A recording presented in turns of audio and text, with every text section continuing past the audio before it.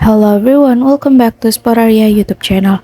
Okay guys, so in this video I would like to share you a tutorial on how to turn on the feature power button to end a call on Infinix Smart 8 easily.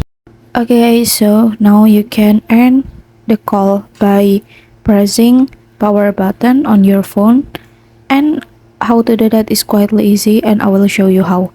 Okay, first thing first that you have to do is you can go to settings menu on your phone, and then here you can scroll down till the bottom, and then you can go to special function guys, and after that you can go to accessibility, and now you can scroll down a little bit and go to system control.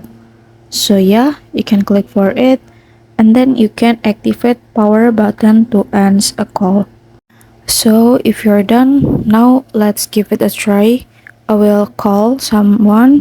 I will press the power button, and after I unlock the screen, then the calls will automatically end up.